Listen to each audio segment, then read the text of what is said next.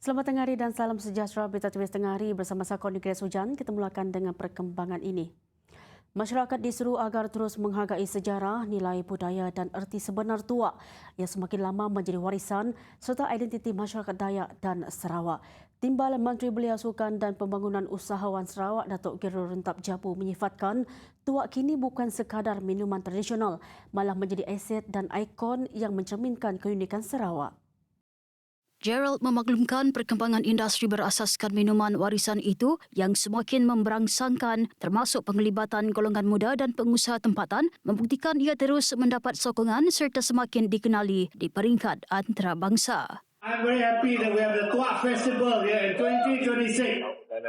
The continuity what we've done before, it shows that it has a long way to go. And what you've done with your mixologists, with your vendors, with the people, especially the young people, celebrating what Sarawak has. This is an asset and icon of Sarawak that you people are bringing up. And that belongs to everyone, not only for the Dayak only. Now it is yours. It is for Sarawak kids.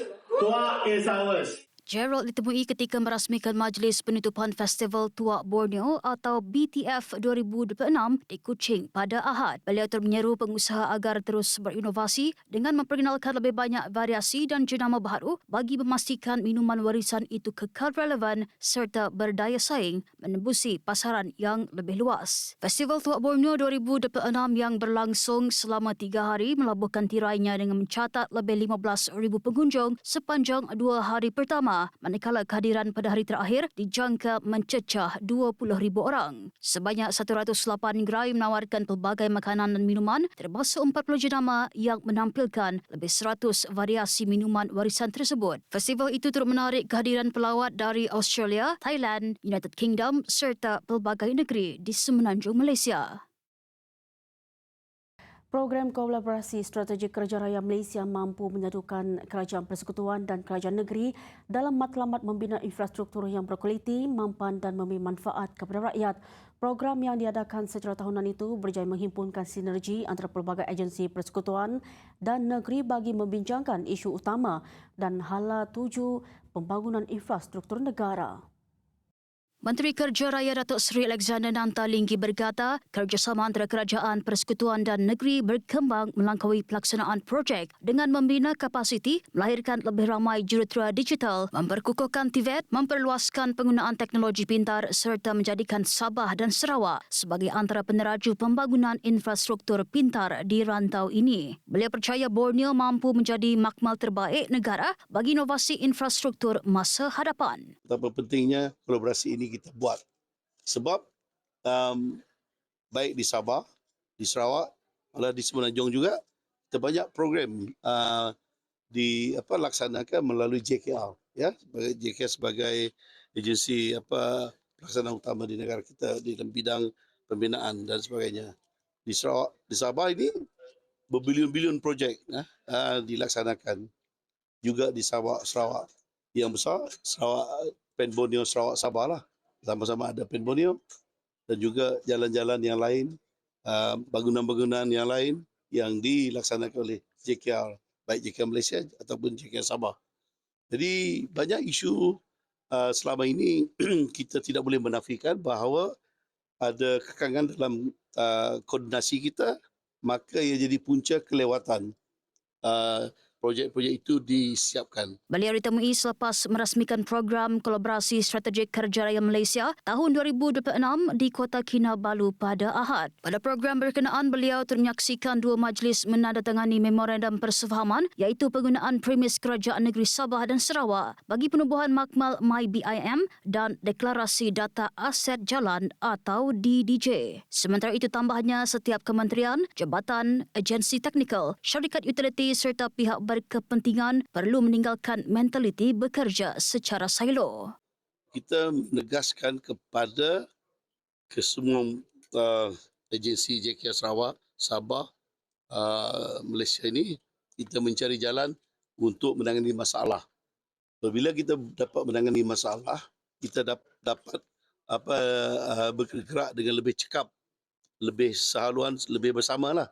Jadi sudah tentunya kita boleh menyiapkan projek dengan dalam masa yang telah ditetapkan ataupun kita mengelakkan projek lewat ataupun projek sakit. Alexander berkata beliau mahu menjadikan usaha ini komitmen bersama yang dipantau secara berkala, diterjemahkan kepada pelantikan yang jelas dan diukur melalui pencapaian sebenar. Persiapan raptai penuh bagi perasmian Perhimpunan Hari Sarawak dan konsert rakyat sempena sambutan Hari Sarawak 2026 yang akan berlangsung di Dataran Tun Tuan Kubujang pada 22 Julai berjalan lancar. Menteri Pengangkutan Sarawak merangkap Menteri Bertanggungjawab Sambutan Hari Sarawak 2026 Datuk Seri Lee Kim Shin hadir meninjau persiapan dan perjalanan raptai yang melibatkan pelbagai pengisian acara serta aspek logistik serta persediaan menerima kehadiran tetamu kehormat dan orang ramai. Tinjauan itu bertujuan memastikan semua perancangan berjalan mengikut jadual di samping melakukan penyelarasan akhir sebelum acara berlangsung. Sepanjang raptai penuh itu, pelbagai persembahan, gimik acara, sistem teknikal serta atur cara rasmi diuji dengan teliti bagi memastikan kelancaran pelaksanaan program yang menjadi acara kemuncak sambutan Hari Sarawak 2026. Turut hadir menyaksikan raptai ialah Timbalan Menteri di Jabatan Premier Sarawak, Hal Ehwal Korporat, Penerangan dan UKAS, Dato' Abdul Saidul serta Timbalan Menteri Kesihatan Awam, Perumahan dan Kerajaan Tempatan, Dato' Michael Tiang Mingti bersama wakil agensi yang terbabit secara langsung dalam penyelarasan dan pengurusan acara. Perhimpunan Hari Sarawak dan konsert rakyat dijadual berlangsung bermula pukul 8 malam di Dataran Tun Tuan Kubujang dan merupakan antara 7 acara utama yang diatur sepanjang sambutan Hari Sarawak 2026 di Sibu. Acara itu dijangka diserikan dengan kehadiran Yang di-Pertua Negeri Sarawak, Tun Pen Sri Dr. Wan Junaidi Tuanku Jaafar dan isteri, Tuan Puan Dato' Patinggi Fauziah Muhammad Sanusi serta Premier Sarawak Dato' Patinggi Tan Sri Abang Johari Tun Openg. Sambutan Hari Sarawak 2026 bertemakan Sarawak Maju Makmur, segulai sejalai akan berlangsung di Sibu dari 20 hingga 22 Julai, turut melibatkan pelbagai program rasmi, keagamaan serta hiburan rakyat bagi menyemarakkan semangat patriotisme serta perpaduan dalam kalangan rakyat di negeri ini. Konsert rakyat akan menampilkan pelbagai artis tempatan termasuk Hafiz Suib, Ricky Anderson, Kelly, Claudia, Priscilla Abbey dan Erickson serta penyanyi popular Mimi Fly. Polis menahan seorang lelaki dan seorang wanita yang disyaki terlibat dalam kes samun yang mendatangkan kecederaan di Jalan Kana di Kuching pada 18 Julai lalu. Ketua Polis Daerah Kuching Assistant Commissioner ACP Alexander Nagacabu berkata, kedua-dua suspek berusia antara 19 hingga 25 tahun itu ditahan di Jalan Satok kira-kira 1:05 pagi Ahad dalam operasi bahagian siasatan jenayah IP di Kuching dengan kerjasama bahagian di 9 Jabatan Siasatan Jenayah JSJ Ibu Pejabat Polis Kontijen IPK Sarawak.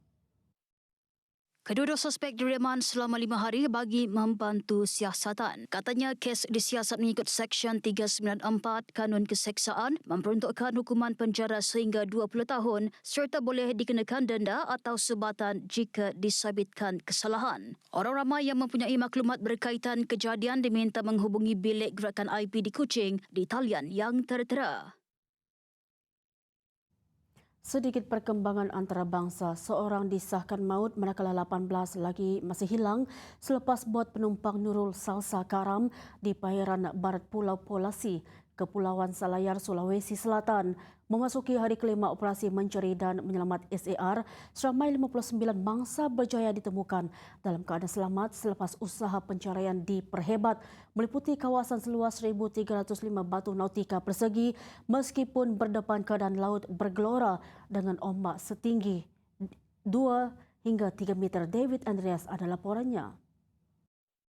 Difahamkan bot berkenaan bertolak dari Pulau Jampea menuju Pelabuhan Benteng Selayar sebelum mengalami kerusakan enjin di tengah pelayaran sehingga kemudian karam di perairan barat Pulau Polasi kira-kira 43 batu nautika dari Pelabuhan Benteng Selayar dan mencetus operasi mencari dan menyelamat berskala besar yang dijalankan dengan melibatkan berbagai agensi. Berdasarkan laporan terkini, seramai 59 mangsa disahkan terselamat, seorang maut, manakala 18 lagi masih hilang daripada keseluruhan 78 penumpang dan kru yang dipercayai berada di atas bot naas tersebut. Ketua Operasi Pejabat Besar Makassar Andi Sultan berkata, keadaan laut yang dipengaruhi ombak setinggi antara 2 hingga 3 meter menjadi cabaran utama kepada operasi pencarian. Namun pasukannya kekal komited meneruskan usaha sehingga semua mangsa ditemui. Ada juga kendala-kendala hari ini di masalah cuaca. yang sangat ekstrim. Informasi dari Punta Dewa dari Memerek pukul 8 tadi dia kendalanya di ombak yang cukup besar yang 2 sampai 3 meter dengan kecepatan angin 20 knot. Sehingga kini, operasi SAR masih diteruskan dibantu 4 kapal pencarian, sebuah pesawat pengawasan udara, 207 anggota penyelamat, serta bot-bot nelayan yang membantu usaha mengesan mangsa dengan tumpuan pencarian di sekitar lokasi Bot Karam dan kawasan yang dikenal pasti berdasarkan plan perancangan operasi. David Andreas melaporkan untuk TVS. Jumlah kematian akibat 2 gempa bumi yang melanda Venezuela bulan lalu meningkat kepada 5,208 orang. Angka itu meningkat sebanyak 89 kematian 25 hari selepas bencana pada 24 Jun lalu. Menurut maklumat yang dikongsikan Presiden Parlimen Venezuela, George Rodriguez di Telegram, jumlah mangsa cedera kekal 16,740 orang. Kawasan paling terjejas ialah negeri pesisir La Guaira, perhampiran ibu negara Caracas dengan operasi mengeluarkan mayat masih diteruskan daripada runtuhan puluhan bangunan yang musnah. Pihak berkuasa masih belum memberikan anggaran jumlah sebenar mangsa yang hilang. Hampir 20,000 penduduk kehilangan tempat tinggal dan kini ditempatkan di kem sementara di stadium, dataran awam serta kawasan kaki lima. Menurut angka rasmi, lebih 850 bangunan rosak, manakala 190 daripadanya runtuh sepenuhnya. Sekian berita TVS Tengah Hari. Salam selamat maju makmur. Saya Genap.